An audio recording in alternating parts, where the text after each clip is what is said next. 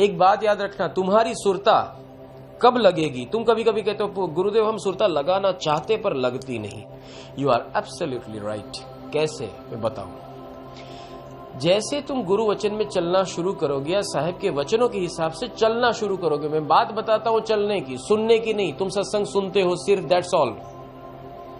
तुम अच्छी बातें किताबों में लिख देते हो, नोटबुक में लिख देते हो, तुम चलने वालों में से नहीं हो। चलता वो है जो दिखाई देता है, जो हाँफता है, जो चलता है, जिसके जहन से पसीना निकलता है, जिसके बदन से पसीना निकला है, जिसको रास्ता मालूम थोड़ा बहुत हो चुका है, उसे चलना कहते हैं, जो अनुभवी होने लगा है। तुम चलने वाले नहीं हो, तुम सिर्फ सुनने और लिखने वाले हो, तुम्हें चलना नहीं है। जब तुम चलना शुरू करोगे तब तुम्हें सत्य का एहसास होगा कि आखिरकार सत्य क्या है।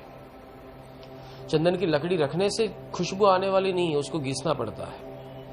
ऐसे ही आध्यात्मिक जगत में जब तक तुम चलोगे नहीं, अनुभव ही नहीं होगे, अनुभव नहीं होगे तो कहां से तुम्हारी श्रद्धा दृढ़ होनी है।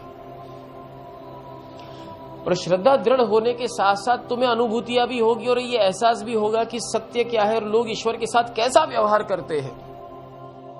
तब दरअसल तुम्हारे अंदर रहे हुए आत्मा के साथ तुम न्याय करते हुए नजर आओगे और तब तुमने तुम्हारी आत्मा को वहां पोषण देना शुरू किया और तुम्हें धीरे धीरे आत्मसात होने लगा और तब से तुम्हारी आत्मा जागृत होने शुरू हो जाएगी। और वो जो जागृति है वो तुम्हें परमात्मा की ओर ले जाएगी, क्योंकि वही जागृति है तो तुम्हारे अंदर एक भूचाल आ जाएगा, तुम्हें आघात लगेगा,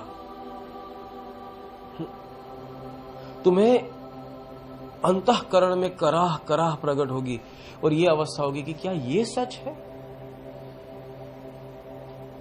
इतनी झूठी दुनिया, ये सच और ऐसे लोग और इन लोगों के बीच में जीना, और ये कैसा जीना? कोई किसी का है तो नहीं, फिर भी ये कैसा जीना?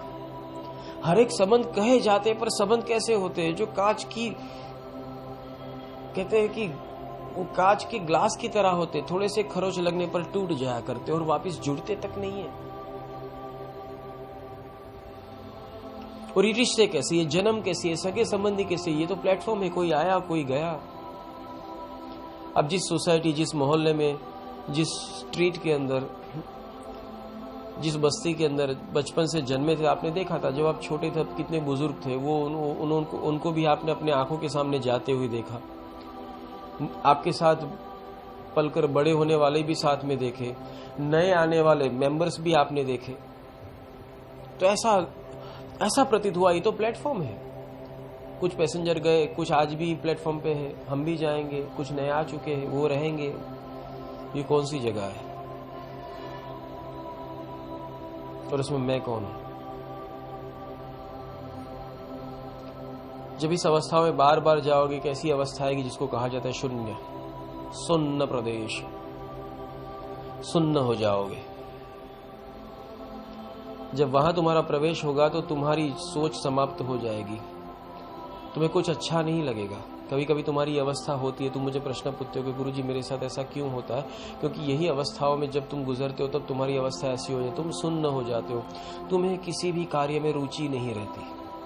शायद तुम वो कार्य इसलिए कर रहे हो जैसे कि अगर घसीट कर करना है, वरना तुम्हें कुछ भी करना अच्छा नहीं लगता, न खाना, न पीना, न उठना, न बैठना, न बनाना, न जाना, न कुछ बातें करना, यहाँ तक कि किसी से बातें करना तक पसंद नहीं आता आपको।